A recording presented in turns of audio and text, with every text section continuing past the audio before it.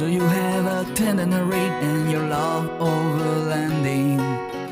You have plans to do it big on the trails and some super glamping. One ideas, tip, news and reviews, a podcast the first rate and here just for you. You don't have to think about it, join us and be about it. Something interesting we want to hear about it, come on let's talk about it. Welcome to Waypoint Overland's Random Waypoints Podcast.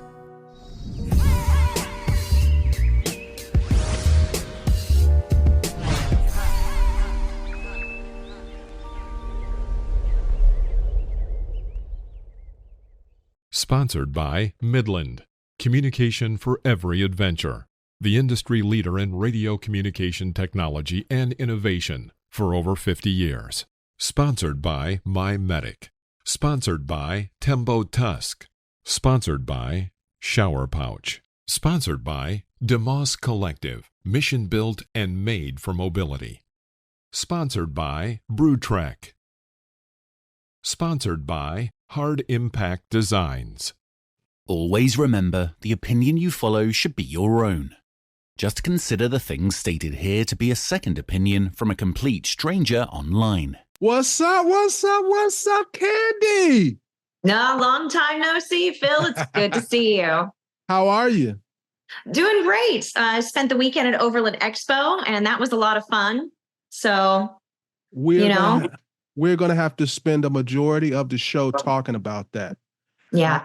I want to hear everything you got to say about it. Okay. So let's quickly go through the news so that we can talk about it. Okay. Before the show, you gave me some interesting news about from the CDC that I'd like for you to discuss. So the CDC is they're implementing new restrictions on pet travel into the United States. It affects like myself and my dog, because we travel in and out of the country quite a bit. And it's going to be a pain in the butt. I'm not going to lie. Now, effective August 1st of 2024, all dogs that are imported into the United States are required to, number one, appear healthy upon arrival. Number two, be at least 6 months of age. So no puppies. That's a big restriction. Have an INEOS compatible microchip implanted for identification purposes. So they need to be microchipped. And be accompanied by a CDC dog import form. That's the biggest new thing. You have to go online. It's free, but you have to submit this paperwork now, and you have to show the receipt whenever you're bringing your dog back into the United States. So, and there's a time limit on it. I believe it's only good for like 30 days. That's a big deal, for somebody like me, because I'll go for, 1 or 2 months across Canada or something like that. And, I think there's going to be a lot of hiccups with this. There's a whole new website, I guess, that's going to be dedicated to it. According to everything I've been reading, there's so many articles out there about it, but people with pets are definitely going to want to check out these new rules and regulations. Why do you think they created this rule? So one of the things that I read, because everybody's asking the same thing, because they think that this is very restrictive. One of the things that they said was they're trying to get a hold on canine rabies. They don't want it returning to the United States. I guess the last outbreak affected several people in addition to animals, and they completely had eradicated it by 2007, and they don't want a reoccurrence. That's what they're saying. That's their story. They're sticking to it, but the rest of us are kind of going, is this really necessary? So I think it's definitely going to impact income for a lot of border towns, for sure. Well, you bring up economy. I believe one of the reasons that may have contributed to it, not the sole reason, but one that may have contributed to it, is every time I go to the airport to pick someone up or drop them off, something that really sticks out to me is I see a lot of people coming straight off the plane, handing a person a dog, and going their separate ways. So my assumption is the person bought a dog from overseas. I don't know why you would have to do that. But Okay. I see a lot of that. Do you know anything about that? I don't, because I don't do things like that, so I don't know a lot about it. I do a lot of rescue work though, and I know some of these animals are being transported to within, domestically within the United States, from rescues. So that I do know a little something about. But as far as importing a dog from another country, I've never done that. So that I don't know about. Well, when you told me this today, because I knew nothing about it, Mhm. I was shocked. Not that this was happening. I was shocked that there wasn't some kind of rules and regulations about bringing your dogs in that were more stringent since COVID. I remember early on they were saying that dogs were possibly a host of it and could carry it and transport it and blah blah blah. Mhm. So I'm shocked that there weren't stringent restrictions on dogs and other animals already. Mhm. Just carrying over from COVID, you mean? Mm-hmm. Yeah, because at one point they actually stopped allowing animals to cross the border completely for a while. So I'm glad to see they've opened it back up again. I got all excited. Well, and that's whenever I actually went with Duke up to Labrador. So, but now I have to have this other piece of paper with me. And does it have like a date? So you like it expires? It has to be like a recent piece of paper or something? Yeah, the paper expires within, I think, 30 days. Oh, okay. Yeah. So anybody who wants to cross the border, because this is some of the complaints I've read in some of the articles that I've been watching. They're complaining and they're like, they're from Canada and they're like, we go over the border all the time with our dogs. Now I'm going to need a new piece of paper every single time I go. So people aren't happy about it. We'll see what happens. I will be waiting me personally, I will be waiting a while for them to iron all this out because something's got to give. That's not, I don't even know how they're going to enforce that. And is this just at airports or is this going to be at hard borders? This is everywhere. This is coming into the United States by air, Wow. sea, or land. So imagine taking a trip to a place like Alaska, where Mm-hmm. generally people go back and forth across the border maybe 5-10 times during their trip. Yep. I personally did 8 in one trip with my dog. And I don't know, in fact, this is a discussion that I had because I'm going back to Alaska. And I'm like, well, do I need to get a new piece of paper to go back? Because I'm leaving the United States, crossing Canada, going back into Alaska, and then I'm going back across Canada to come back into the United States again. Am I going to need separate paperwork every single time? So those are the questions that I have. And like I said, I'll be waiting a while before I'm just going to let them try to work some bugs out and actually do something more realistic, because I don't know that that's going to be realistic for people. Well, I don't have a dog in this fight, but Uh-huh. I would hope that they do what I've seen done ever since I've been alive. No matter what kind of restrictions or laws or whatever they come up with in general for the borders, they usually come up with some kind of special rule for Americans into Canada and Canada into America. Mm-hmm. So I'm hoping that happens at least. Me too. And Mexico too. I was supposed to go to Mexico in March. My dog's supposed to be going with me. So I don't know how that's going to impact that trip. Me and my wife like to go to Vancouver because it's so quick to get there. Yeah. We don't take a dog across, but I see people, they have their dogs in the cars all the time. Mm-hmm. This is going to affect a lot of people in Washington who cross the border like there is no border. Yep. I mean, there are some people who literally go back and forth across that same border 3 or 4 times in one day. Right. Yeah, it's making the United States seem like a less pet-friendly atmosphere. So, and I'm disappointed. We'll just have to see what happens. Like you said, I hope that they come up with some little loophole for the Americans who are here that have always had the right paperwork, instead of having to deal with this, or maybe a lifetime piece of paper, or a 6-month piece of paper instead of 30 days. 30 days. Yeah. I don't even understand that. I'm still wrapping my head around that. Or like maybe if you've gotten 2 or 3 of them, then it becomes a lifetime. You don't have to do it anymore. That would be nice.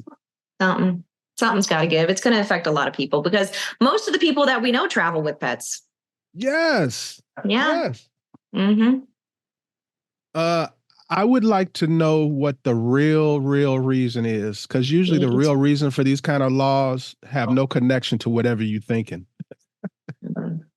Follow the dollar. That's all I got to say about that. Mm-hmm. So we're gonna cover some other Overland Expo news, okay? Okay. You know that June 19th is Juneteenth, and that will be the first free day of the year for national parks. So that's cool. I just wanted to announce that to make sure that some people, their money is tight right now. So I'm going to be announcing every time there's a free day at the national parks. I won't be there. We won't look for you. It'll be too packed for me. I don't know if you've been keeping up, but this is the first time I've given national park news in a while. I had planned on not talking about national park news. I stopped, and that was the first thing people noticed and spoke about. So I had to bring it back. And the reason why I was not going to do Overland or national park news anymore is I'm really not too jazzed about going to national parks anymore with all of the reservation systems and different. It's not the same experience. It's not the one that I've bragged about experiencing. So there are loopholes for people who get there early and people who arrive late.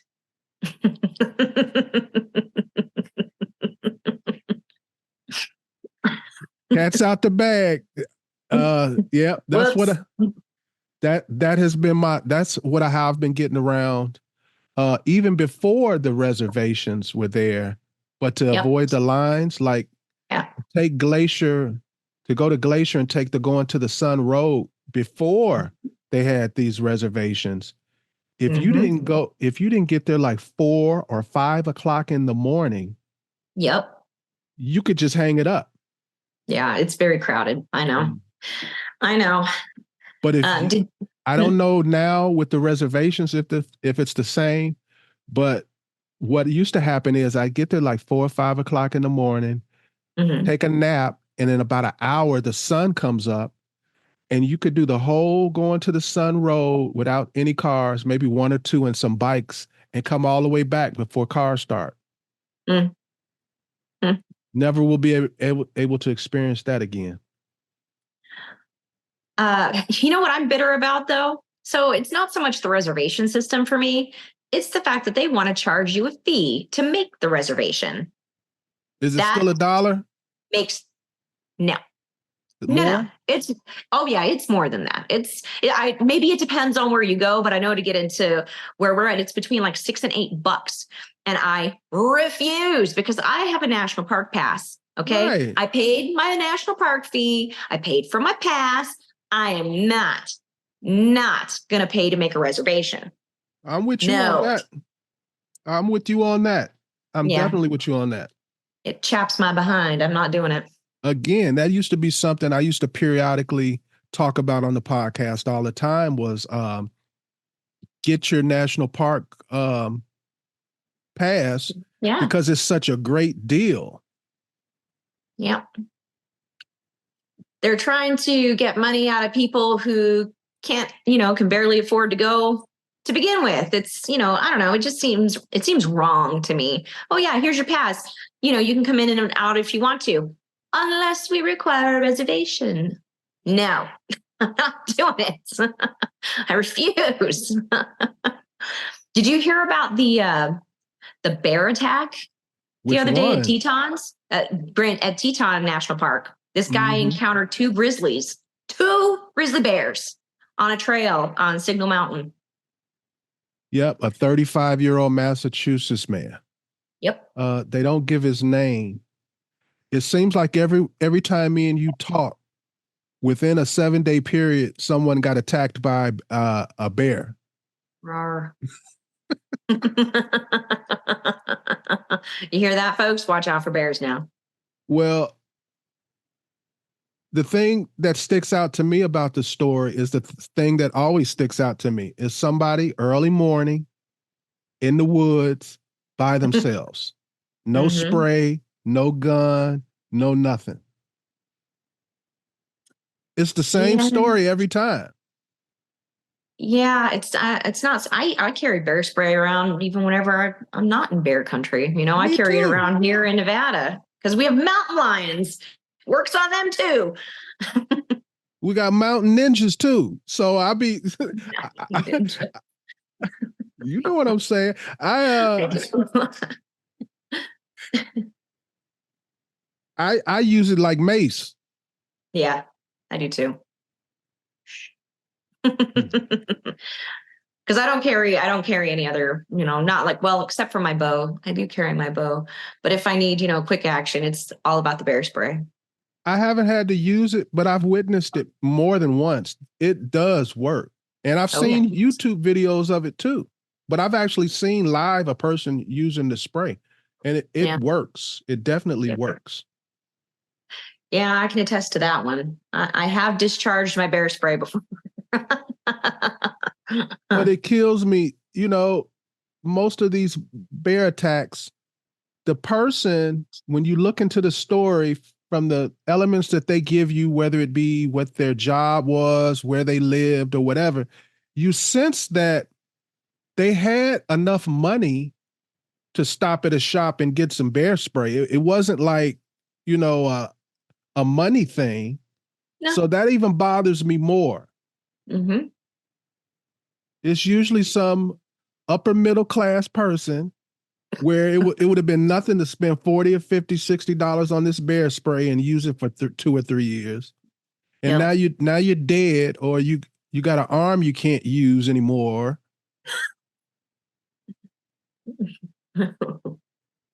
It's crazy. Carry your bear spray. Carry your bear spray, kids. And yeah, I've come to the conclusion from just visually seeing it. Most people do not recognize the dangers in a national park. They think they're in a like at a Walt Disney World or something. Oh yeah. These parks are not. They're not a controlled environment. So, I mean, like, you are in the woods, you are in the wild. And what's funny is if you get attacked and it's seen as your fault, you're getting fined for the bear attacking you.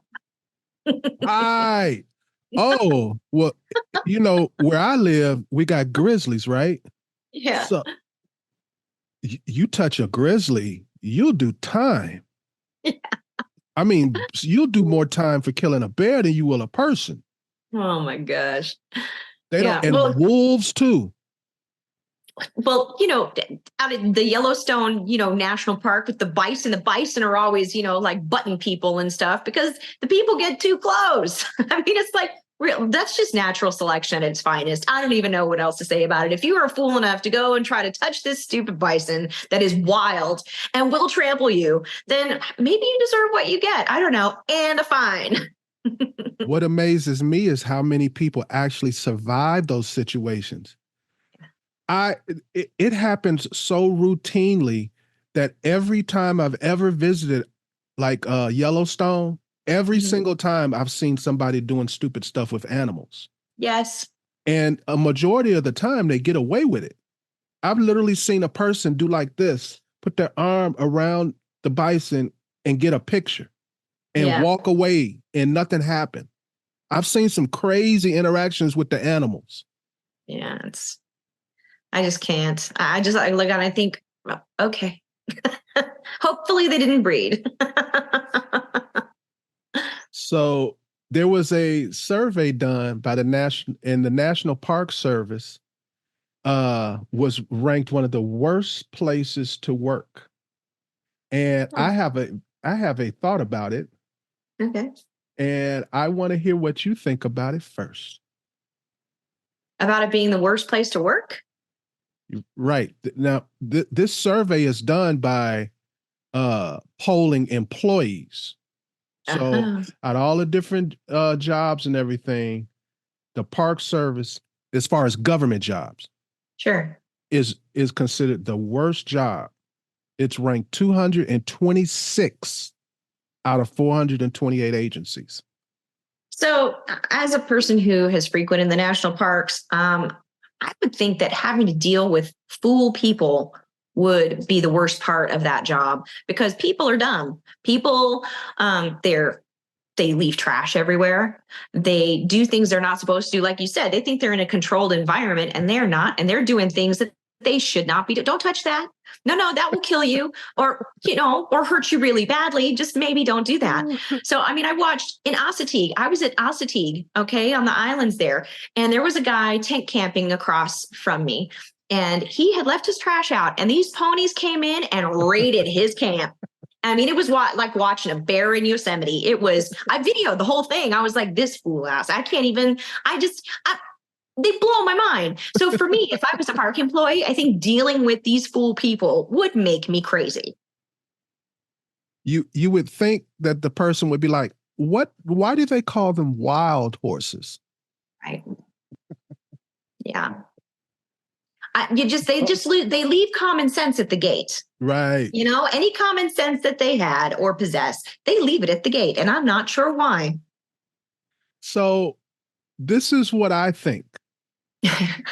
I have known people who work for the National Park Service for decades. Mm-hmm. I've known people who've worked for different concessionaires that employ people in the Park Service.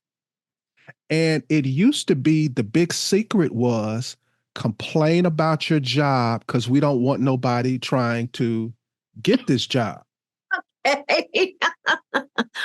Okay, that's a way to keep it, I guess. Because these surveys, they've always ranked low.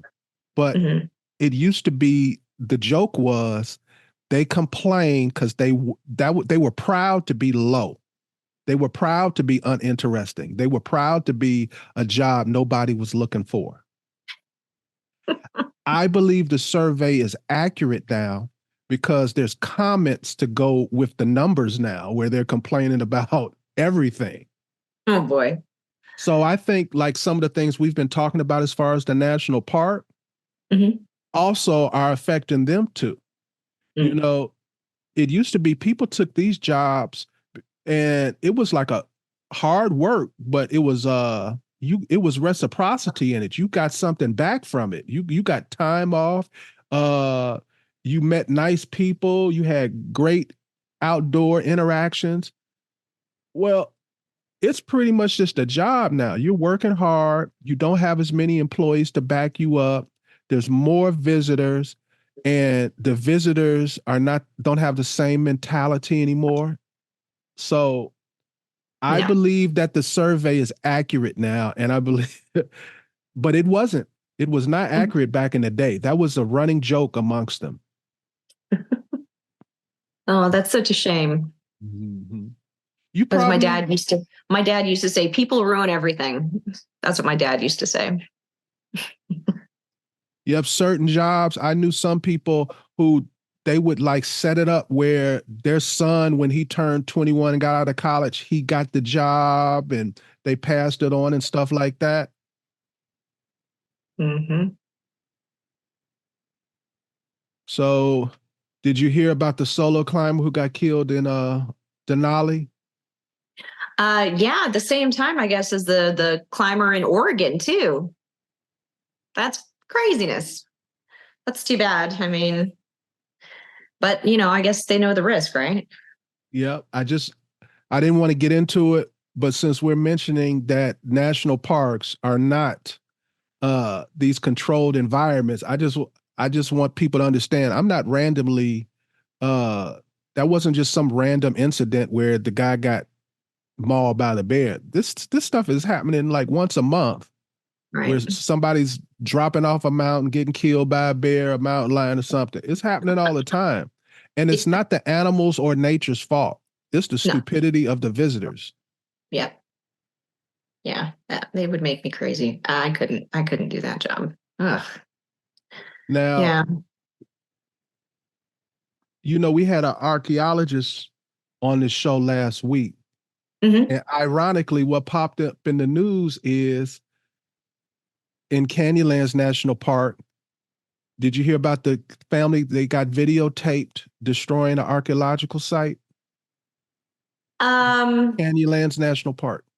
It's No. a husband, wife, and a kid. I can't even. I saw the video of them doing the same, destroying Lake Mead. Something similar story, just different location. People are fools. I don't even understand. What did they do? Because I haven't heard about this.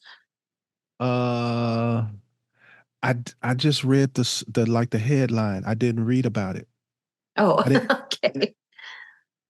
I wanted to give some more examples to listeners to let them know we're not just complaining. Things are really getting horrible at the national parks. You think that that's because there's a lot more people visiting the parks, or do you think that it's because now we have the video capability and it's coming out more? Or do you think maybe it's a combination of both, more people and the ability to bust you? Combination of both, but heavily weighted toward more people, and not just more people. It used to, we're close to the same age. There was a time where there was a certain type of person, certain type of personality that went to the national park. Yep. Now there's people outside of that demographic that go to the national park. You got a bunch of assholes. That's just the bottom line, that go to the park and they take their city ways to the national park. Yeah. Yeah. We had a terrible experience. What was it? Last summer, maybe 2 summers ago in Yosemite. And we were camped within the park. And let me tell you, it was wall to wall people. It was jam packed. Like there was no privacy. I mean, the closest house to me is not as close as these people were, in their tents and stuff, which is fine as long as you're respectful of your neighbor. And they're not. They were just rude people, they were very, very rude. And so, yeah, we don't prefer to stay in the national parks unless I can go somewhere a little bit more remote, a camping area where a lot of people don't go or don't know about. So yeah, we just stopped that. It's too crowded. There's too many people and they're just disrespectful. Mm-hmm. I would say if I was on like a panel and we were discussing solo travel or just overland travel in general, and we were discussing security, I would say camping at a national park is probably one of the unsafe times, one of the times you need to really have your security up. That's becoming more of an issue now. It used to be you could go to a campground and you were safe because, again, there were like-minded people in the tent next to you. Yep. Now you got all kind of crazy people. I have seen more in the past, I'd say 3 or 4 years. What do you call it? Domestic violence issues.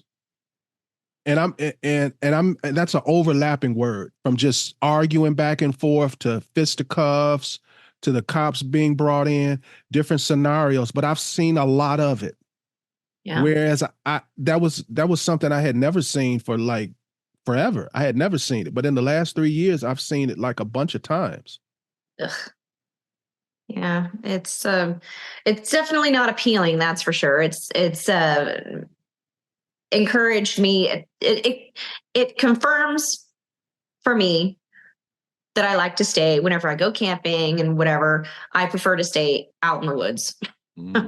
So, I mean, unless I've got some close friends with me or something like that, people I know, or, like-minded people, I don't want to be around a bunch of, I mean, you go to those places to try and experience, the nature and stuff like that. I don't want to hear your loud music. I don't want to hear you screaming and yelling and whatever.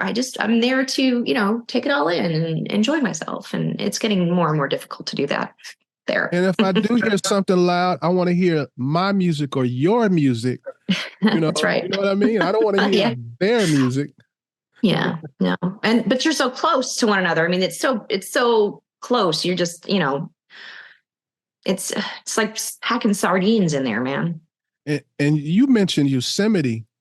Yeah. Boy, I don't know if every campground is the same, but the one I was in, it was a campground, the box for the bears, campground, and there was nothing dividing us or anything. It was just one big. That's crazy. Yeah, there's no nothing. But I will tell you that there's one campground that I really like, and it's actually up on the Tioga Pass up top. And it's because it's 5 miles of dirt road to get to it. So there's less people. I like that one. So let's end this on a good note about the national parks, okay? Okay. This is near you, so you might be interested. I like to keep up with the solar eclipses and different Right, okay. So the 34th annual Star Party is going to be at the Grand Canyon National Park, and that will be June 8th, and it'll be on the south and north rims of the Grand Canyon National Park. Nice. I'll leave a link in wherever you're hearing or listening to this. I'll leave a link for people interested in that. You do have to make a reservation, but it's very easy to do. All you got to do is go to the National Park Service, go to that particular park, which is the Grand Canyon, and make your reservation. And I recommend it because they have what's called sun telescopes. So you can look at the sun and do various things in the daytime. So it's not just a purely nighttime thing. And then at night, they're going to have, special telescopes. And the Grand Canyon is probably one of the best places in the world to see the stars at night. Mm-hmm. So we ended on a good note, didn't we? Yay. All right. Now, you know what I want to talk about. Since I wasn't there, first one I haven't been to in over a decade. But so what? You went to Overland Expo West. How was it? I actually had a blast. It was a lot of fun. You were very missed. Everybody was asking about you. But yeah, we had a really good time. It was just, you know how it is. You get to see people you haven't seen in a long time, reconnect with folks, and then you end up, sharing a little campfire, maybe a meal after after a long day of hanging out at the show. And, it's just a great time to catch up with folks, Okay, I'm going to ask you a direct question. Okay. You've been to a bunch of Overland Expos. You've been to every single one. You've been to West, you've been to East, you've been to Mountain West, you've been to all of them. Yep. You know everybody, you know all the vehicles, you know the layout, you know the training, you've done some of the training. Mm-hmm. Why are you so eager and anxious to go back every year? Like, for instance, just for the listeners, you contacted me, you were texting me, updating me. You were thinking about it before it happened. What keeps you so excited about Overland Expo? So I'm an instructor. Typically I go and I actually teach people, answer questions, things like that. I was moderating roundtables this time. I really enjoy Overland Expo for the people. I like helping people. I've actually had, whenever I'm in the DIY area with my showcase vehicle, I have had women come up to me in the past and say, I'm intimidated a little bit by this. You mind if I ask you some questions because you're a woman? I mean, literally, that's what's been said to me. And I like the opportunity to help somebody who otherwise may not have asked questions because they were intimidated, by some of the industry people or some of the sales people or, the men. So I'm one of the few females who are into this. And, it always feels really good. Whenever we went to East, the last one where we were all at East together, there was another gal who approached me and she was asking me all kinds of questions and stuff at the beginning of the show. Then I saw her at the end of the show. We were waiting in line for coffee. And she says, oh, hey, by the way, I ended up getting a rooftop tent. So she made a choice. She made a selection. She made a very large purchase that she would have, without assistance. Mm-hmm. So I like to help people. I like having the opportunity to do that. It makes me feel good that to feel like you're helping them take their first steps in their own adventures. And I enjoy that very much. I wish when I was purchasing my first rooftop tent, I could have just leaned over and talked to somebody who had been traveling around the world in a rooftop tent for years. Mm-hmm. It was all me, my decision, my research. Mm-hmm. So that's great. Yeah. Did you do any classes or any roundtables or anything like that at Expo this year? I did. I moderated 3 and participated in 2 others, so a total of 5. And I did I was very busy. And I also was sous chef for TEMBO TUSK for a cooking demo. Ooh. I know, that was fun. Look, stop the show. I like the shirt. Okay. Jerry. TEMBO TUSK has new gear. Okay, Jerry, I want some new gear. And they've got new patches and new stickers. Cool stuff. Yeah. Cool new stuff. All right, stop the show. What did you cook? So it was Michael. He was cooking, of course. And, he has his famous dirty rice dish that he likes to do. So I was sous chef for him for that. So we did the meat lovers dirty rice. He always meat lovers it. It's different meats, but it's always a bunch of meat. So what meat?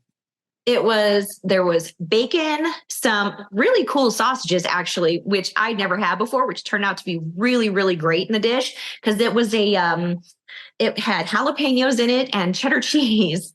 Oh, so It was good. It turned out really, really well. And then there was chicken. And, we scrambled up a little egg in there and added that at the end, so it was, kind of like a, fried rice stir fry thing.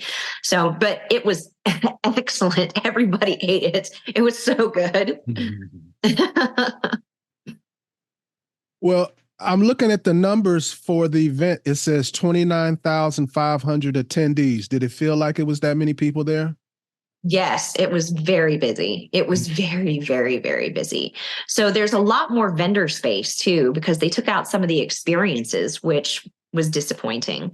So there was no, so let me back up a little bit. So recently I purchased a motorcycle and I got my motorcycle license. So I took a class and everything and got all that done this winter. That was one of the things I did over the winter. Yeah, it's pretty cool. But my first experience was at Overland Expo East riding a motorcycle. That's where I got to try it for the very first time. And ever since I did that, it's been on my mind to continue that education and maybe get a bike and do all that. So that's so for me, whenever I saw that was no longer available, I was kind of bummed. I'm like, oh man, that's where I, first got interested in riding a motorcycle was whenever I actually got to try it there because I'd never done it before. I'd always ridden on the back. I never actually got to sit and, do the controls and things like that. So people are missing out on that opportunity, which is a bummer. But, and there's some other drive and ride, your personal vehicles type of thing that were not available at West either. The Grenadier vehicle, They had the place where you could actually get in the vehicle and, ride along so you could, test, see what it was like to ride in one. You know how they did with the Bronco when they first came out, things like that. It was the Grenadier this time. So they had that, but that was it. All the other experiences are gone. Oh, sad to hear that. Sad to hear that. Yeah. I never had to learn how to operate a vehicle of any sort, so that wasn't important to me, but I have seen so many people like learn how to engage their four-wheel drive correctly and properly, and on and on and on. So many basic things that you learn there. So I'm really sad to hear that's gone. Yeah. That needs to come back for sure. Because that's a place to inspire. You just gave us a story of it. Yeah. Yeah. Yeah. And it did. It was very inspiring. And finally, like, what is it? Like 3 years later, I ended up with a bike and, and my license. I am a motorcycle rider now. I'm a moto girl now, whatever. but that's where I got my start. And, so many other people are missing out on that, which is a bummer. So, because there was no space for me to actually ever go and try a bike before. You're not going to walk up to some random person or, a friend of yours or something who's got a bike and, hey, can I try your bike? I've never done it before. That's like, hey, can I learn how to drive stick shift on your car? You don't, there's no way. There's no way. So this was a place that was not intimidating. And I got to learn something new and I really enjoyed it. And I moved on and continued it. So yeah, sad for people who are missing out on that part. I believe that Bend will have some of those experiences coming back, but just at that particular location. So we were fortunate enough to have some of the people who tested the INEOS Grenadier in Africa on the show, and they gave it a thumbs up. I'd like to get your opinion. From my understanding, they had Grenadiers all over the place. Yeah, they did. Yeah. Well, and I first saw the Grenadier whenever they had their the pre-sales going on. They were at Overland Expo East, if you remember, whenever we were all there. And man, I was looking for a platform to build on at the time too. And I was very interested. I mean, this thing just looks cool from end to end, in my opinion. It is the love child of a defender and a troopy. That's how it looks to me. I love the barn doors in the back and all of that stuff. It's just so cool. But they weren't sure when they were going to be available. That's why because I was like, man, I want something sooner than what they were projecting. So that's the only reason why I didn't end up with one, because I think that they are just super cool. And that the ones that I saw, so Goose Gear has a whole new lineup for, a whole new plate system available just for this vehicle now. And it just looks so cool. You can do so much customizing to this thing. It's just really, really nice. I would love to get my hands on one for sure. Well, I think it's a beautiful truck. Yeah. It is doing the opposite of a lot of the other companies where, like, for instance, Toyota, which I love, they've gone more into modernizing the look, making it look less truck-like, whereas the Grenadier is going straight for the truck look. So that got me immediately when I first saw it, when we saw it before, what did you say, at East, I think it was? It was at East. It's just it's very classic adventure vehicle look, which I just love. I'm all about it. And it looks like it was designed for us. Yes. When you open that back door, it screams modify, set up your own way. Yep, it does. Yeah.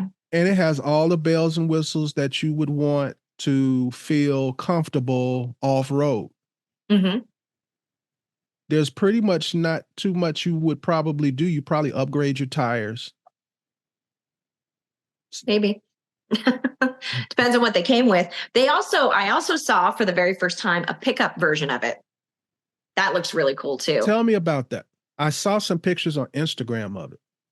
So it basically, you get the four doors and then they they basically just cut the top off. I mean, that's pretty much it. And what's really what was really cool with the vintage part of, because I'm a classic car girl, I'm all about vintage classic vehicles.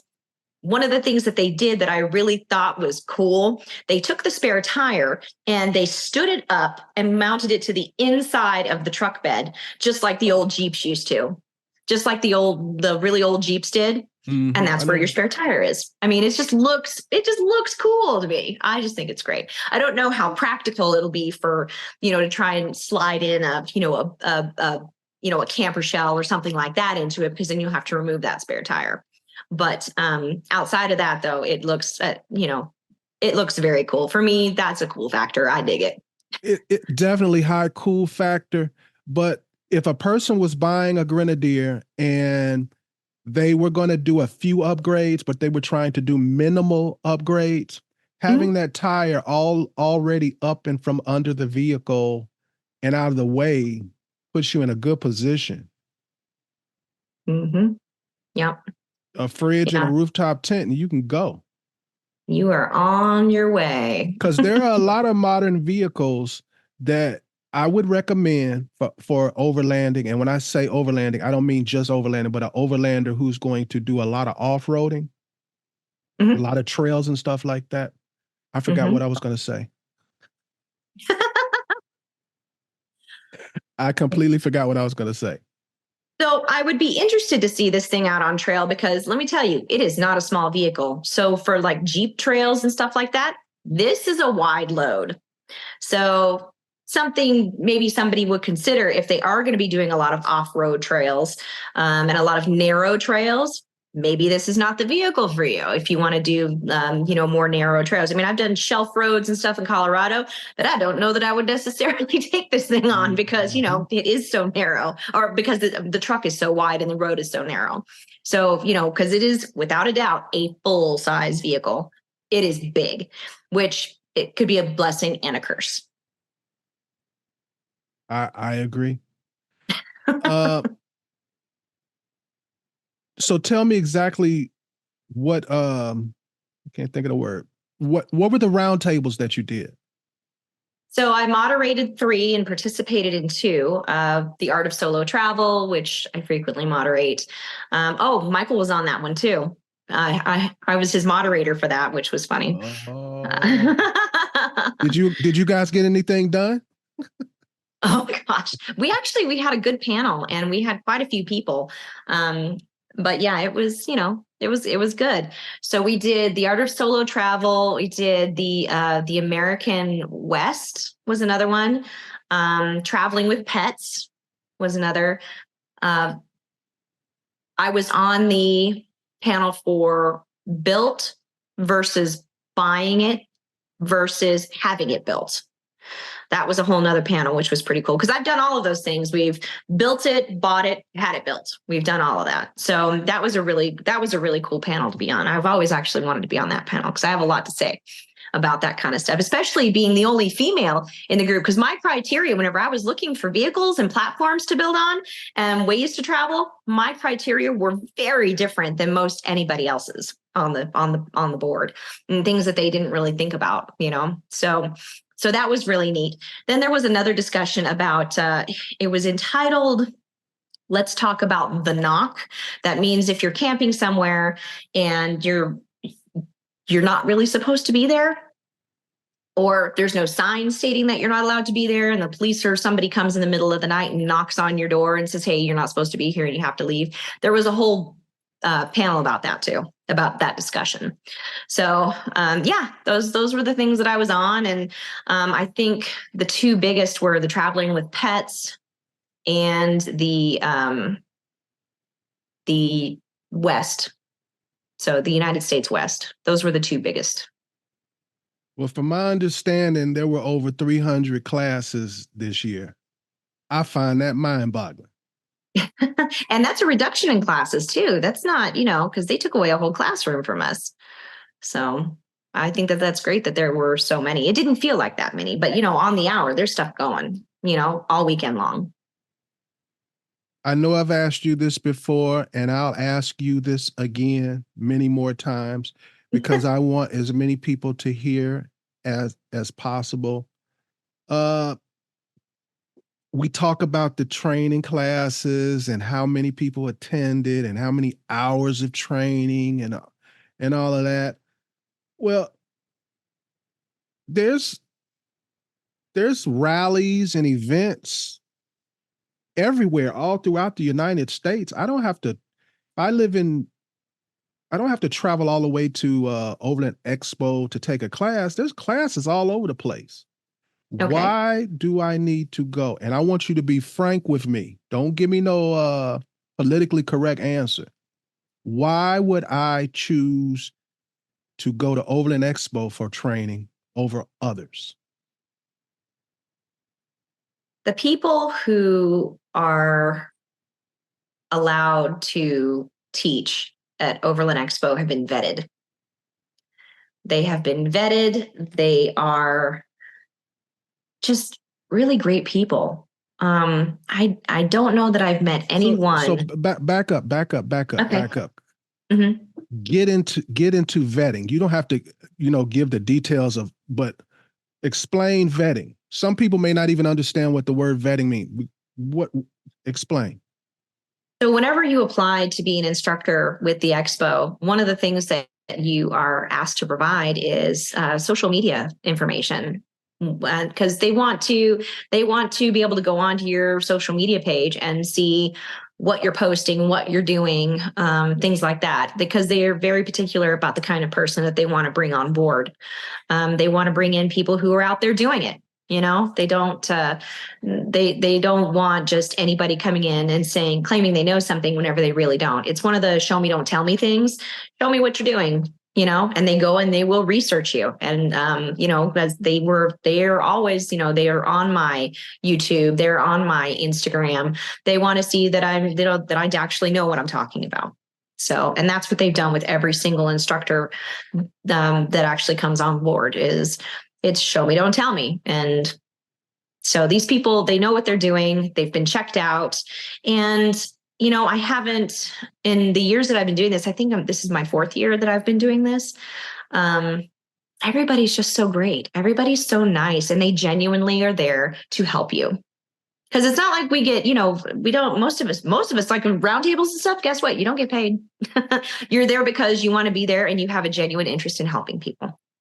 That's why you're there. And if you're not there for those reasons, then keep on moving, because, we want people who are there for the right reasons.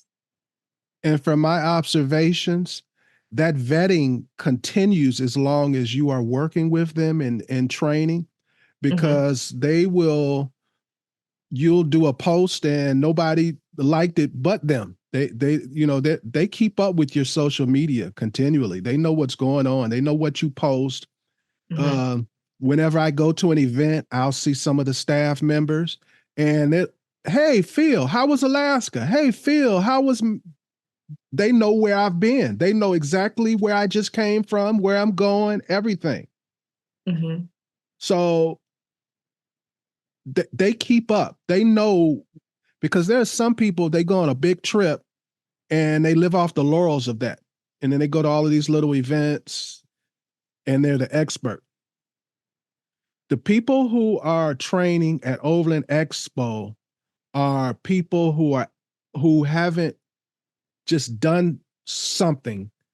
They're doing it. This is their lifestyle. This is something ingrained in what they do day to day, what they think about, what they plan. It's an integral part of their life. Yep. So I like to really hammer home that going to Overland Expo, taking their training classes, is not the same as going to John John's rally, and the guy with the military garb on, and he's going to train you on how to do winching and all of these other things. And he just got a truck 2 years ago. I've never been to any of those training classes. Actually, that's kind of a new thing because I've got over 30 years experience off-road. I've been off-roading since, my first vehicle that I ever bought was a Jeep, and I used it. I still had paper tags on the thing, and I took it out to Red Rock on Rocky Gap. That was my very first solo trail by myself with my first Jeep. And, that's not an easy trail. Well, you're like me. We were doing this stuff, and then when Overland became popular, we were like, oh, wow. I was the square, corny guy before. Now, all of a sudden, I'm the cool dude. There's a place for me now. It's right. Yeah. Yeah, there's a place for me now. And being a girl in this whole industry is very difficult. Okay. Very difficult because, women, sometimes we can be our worst enemies. Okay. They're way back then, whenever I first started, okay, I was the only girl that I knew who actually wanted to get out there and do this stuff. Okay. And I was alone because, unless I had a couple of guy friends that had trucks too, and they would go out occasionally with me, unless they had a girlfriend. And then the girlfriend was jealous and didn't want them wheeling with me and all this other stuff. So I was like, it's just childish. And sometimes, it's just like, oh yeah. So I wheeled alone a lot, not necessarily by choice. It's just the way that it was. And that's how I learned. So, I've got a lot of experience now and I still love it. And it's, who I am. But yeah, sometimes we can be our own worst enemy but this going to an event like this gives me an opportunity to meet more women who do this, which is fantastic. I've met the coolest ladies. And, finally there's I just want to add to that. Yeah. There's a lot of ladies that are new, but you have the opportunity to talk to other ladies who are really, really out here doing it on different levels. Mm-hmm. Okay. Yep. Yeah, it's fantastic. And, I never really, like I said, I never really knew other women who did what I did for a really long time because the opportunity for connection was not necessarily available, or if the girls were there, they were a passenger all the time. It's the opposite. Like my husband's a passenger. When it comes to, once we hit dirt, he gets out of the driver's seat. It's all me because that's my wheelhouse. So I'm going to give away social media overlanders' dirty little secret. Uh-oh. Most of these macho dudes that you see on social media and you love their trucks and you love their adventures, if they are a couple, the wife is generally doing 90% of the driving. That's what I've seen. Okay. It's usually the wife is doing because he's doing the filming. Ah, gotcha. All right. Yeah, no, I'm usually alone most of the time. So I'm doing the driving and the filming. Tripods are my friends. People have for years asked me, why don't you film this? Or why don't you start posting that? And I'm like, do you know how hard it is for me to just do the travel part? And you guys want me to, in order to film it, you really literally have to travel twice. Mm-hmm. Yeah, you got to go back for that camera. Every time. I get my exercise in, that's for sure. I go trucking back for the camera. So at Overland Expo, were there any international visitors that you knew of or you saw or you experienced or you interacted with? Oh, man. Because I know on the official site, they say that they had people from Mexico, Canada, Great Britain, South Korea, China, the Philippines, and Australia.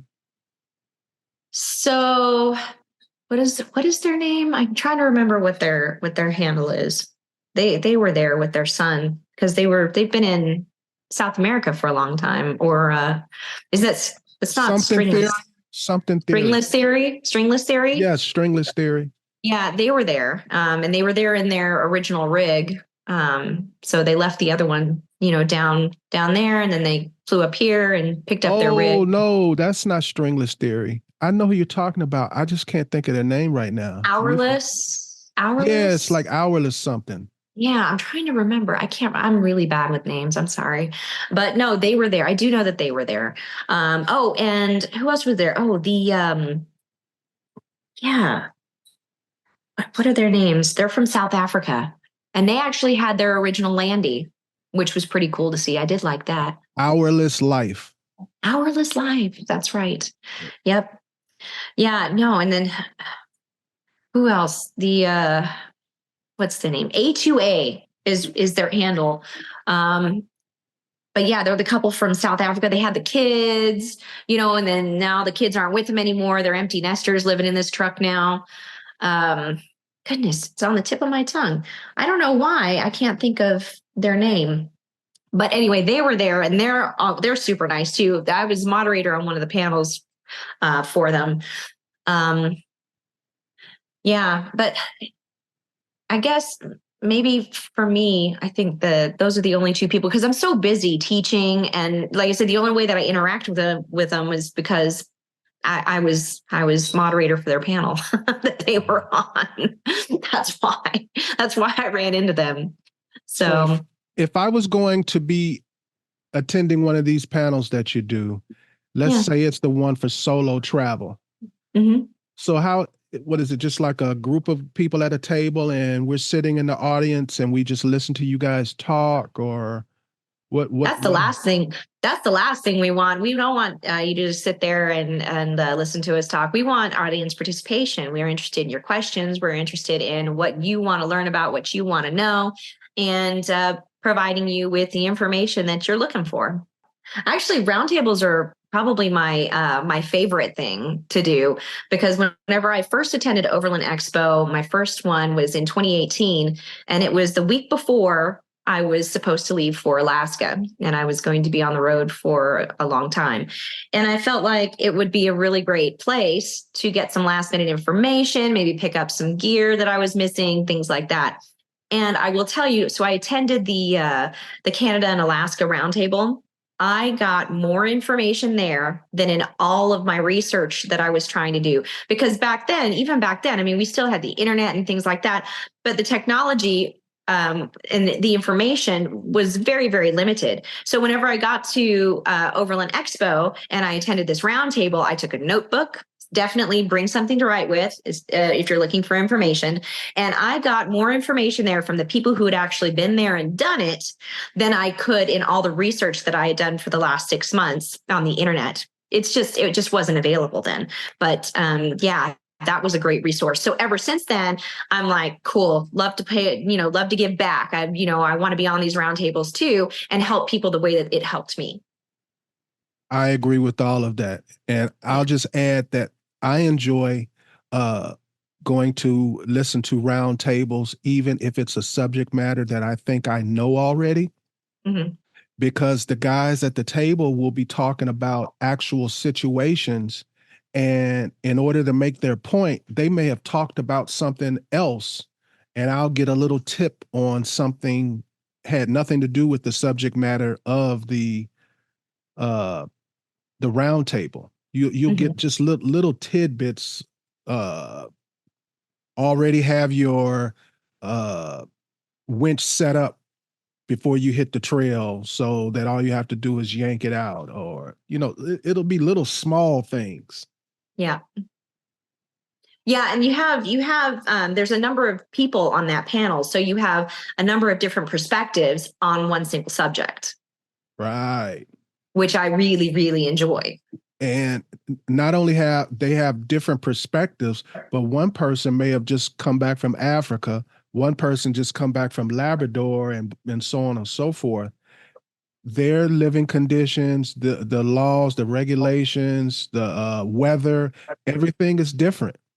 So, I mean, completely different thoughts, ideas, and perspectives on the same thing. Yeah. With that said, though, on the basics, usually, no matter who you talk to, they end up saying the same exact things, which I like. Well, are you going to any other Overland Expos this year? We're discussing it. We are discussing Pacific Northwest and the possibility of my husband coming with me for the first time ever. Okay. Well, I'll definitely be at Pacific Northwest. Yeah, that would be great to finally see you. Yeah, you get to meet the myth, the man, the legend. If he comes with me. Well, because at the time we're going to be on our month-long road trip. We're actually, my husband and I, we've been together 30 years. And so this is we're celebrating 30 years together on this trip. Yay, thank you. And this will be the longest road trip we've ever taken. I mean, we've had RVs and things since 1999. And so we've been all over the place and we've flown places and stuff, but not for a month straight.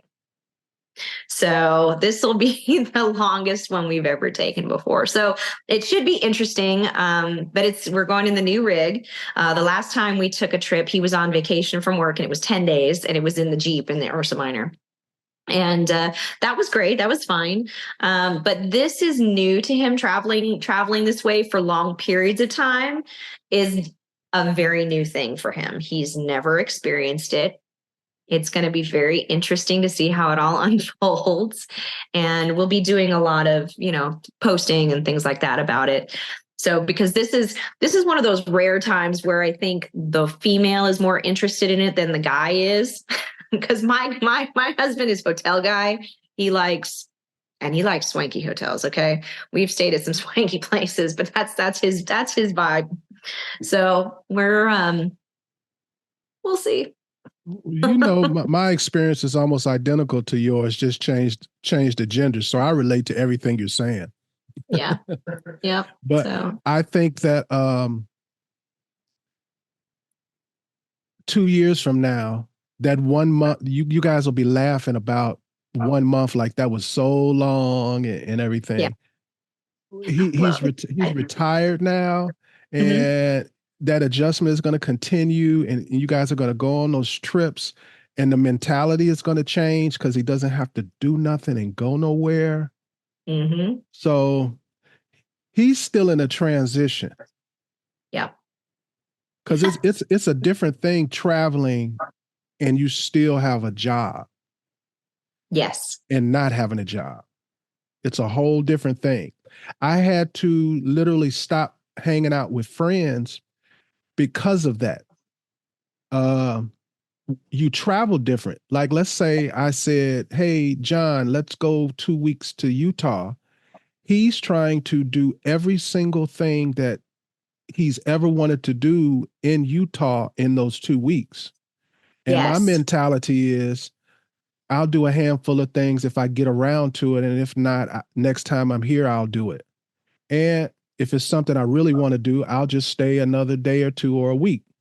So it's just totally different mentalities about itineraries and keeping to them and everything. And ironically, we've had that discussion, my husband and I, because I've had to force him to slow down. Slow down traveling? Yes. What are you doing? What do you mean slow down traveling?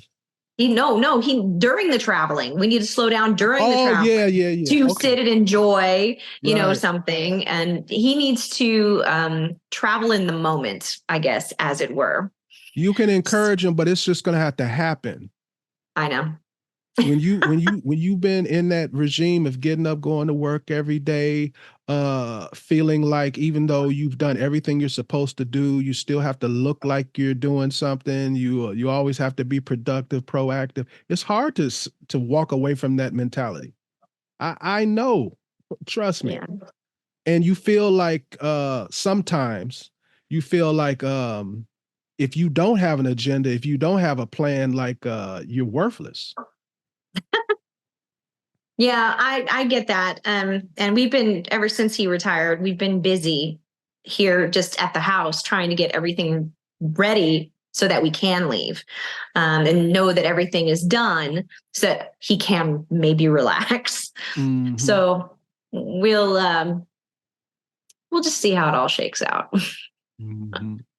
The other thing is, I don't know if his friends are retired yet.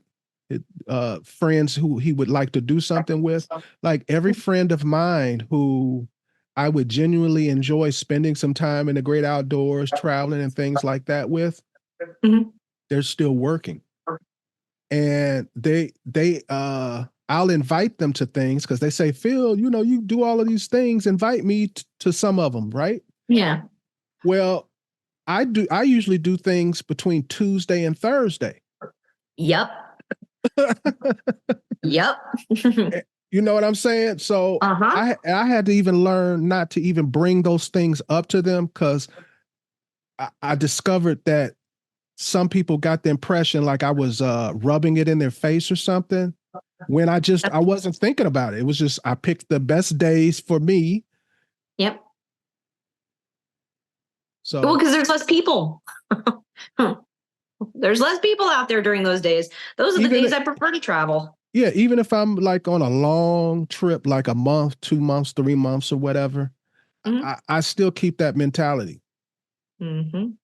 Yeah, I know that I sometimes, whenever I'm traveling, depending upon the region that I'm in, I know I'll be thinking ahead of time. I'm like, okay, well, tomorrow is Friday. I need to find a camp spot to hunker down for the weekend because I try not to travel Saturdays or anything like that, because Fridays and Saturdays, usually that's whenever everybody's there and everybody's bugging out by Sunday.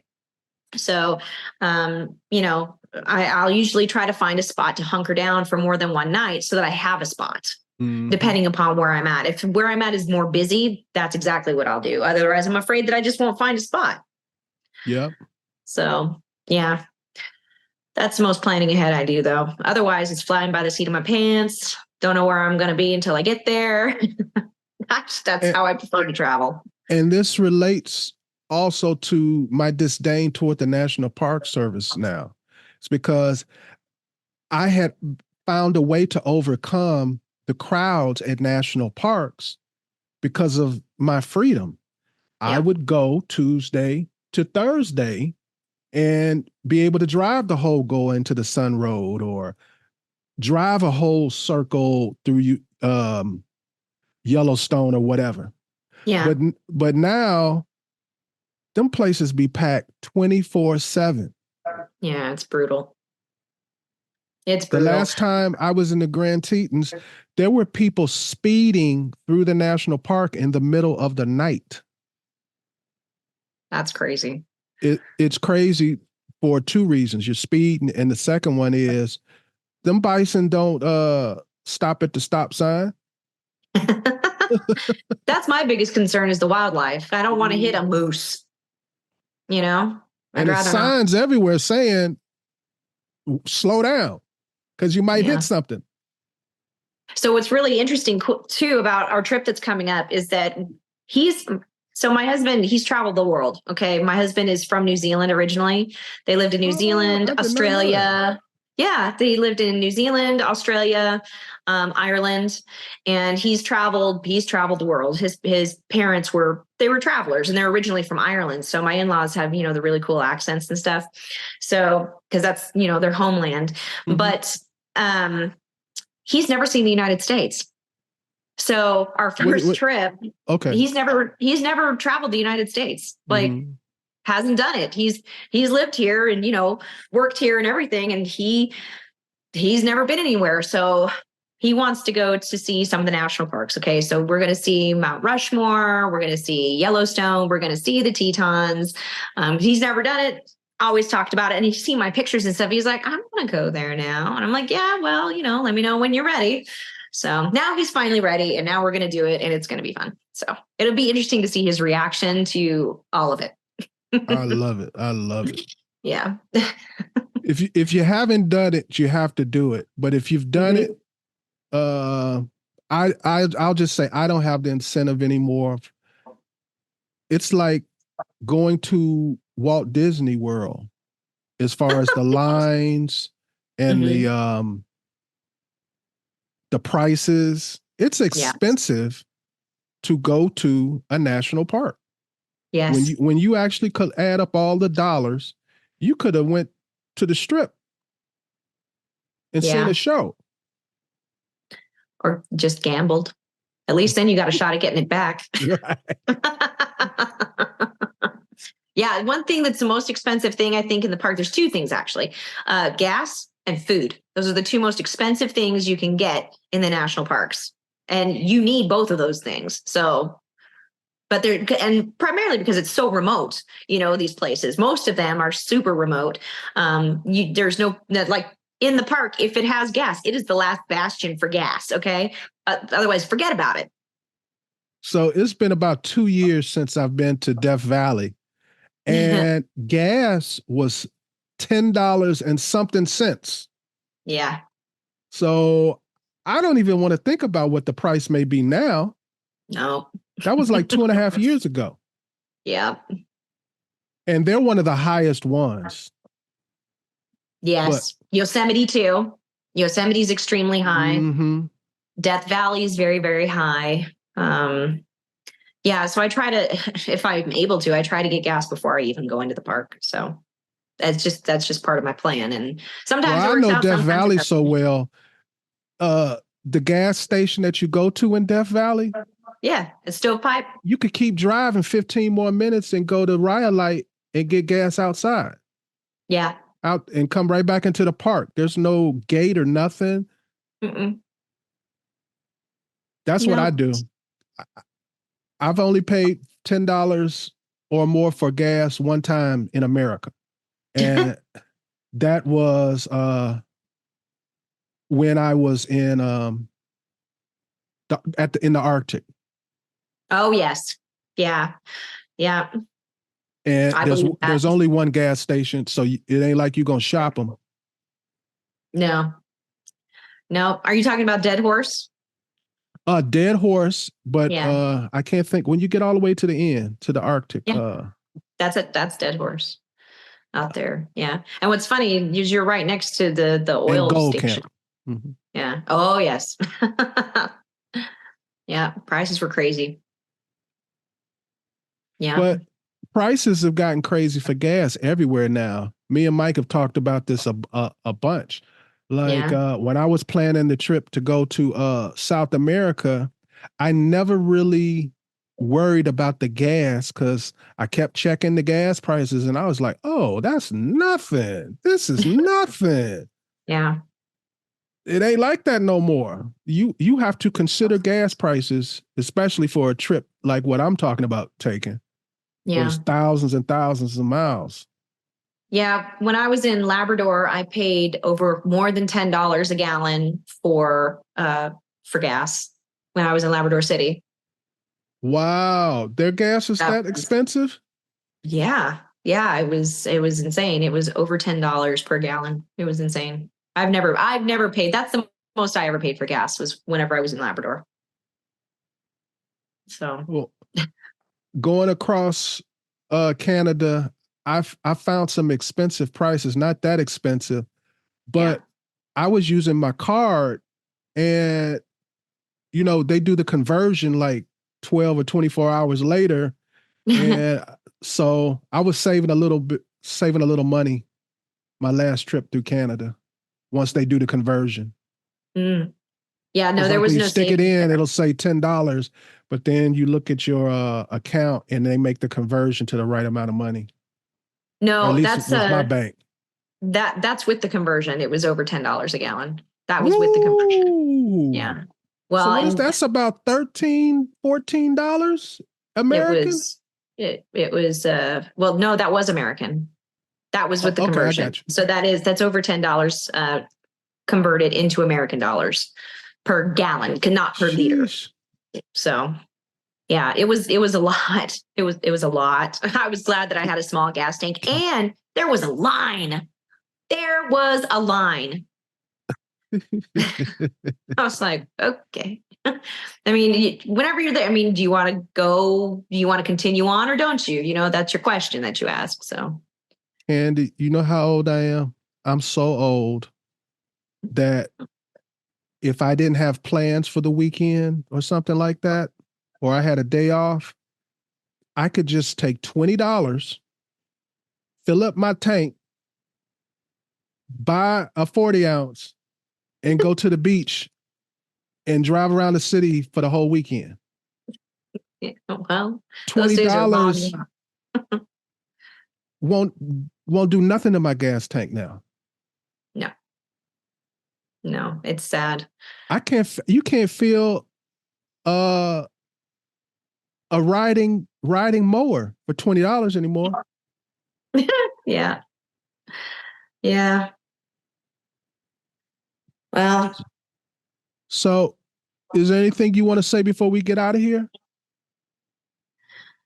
I hope to see you at PNW. You will absolutely see me. And I don't want to get into my physical situation on here, Mhm. but no matter what, I will come. It's just how I come. Yes, I understand completely. But I will. That's the home team. Yeah. Yeah. So that's all. I hope to see you there, and I'm looking forward to a good time. All right. And thank you for giving us a report on Overland Expo. As You're welcome. I know you'll be on this show many more times, so I ain't gonna welcome you. You already welcome. And Thank with you. that, I'm gonna talk to the audience. You know what I'm gonna say. Stay safe, tread lightly, and hopefully we'll see you here or on the trail soon. You have been listening to Waypoint Overland's Random Waypoints. Like, subscribe, and stay tuned for more.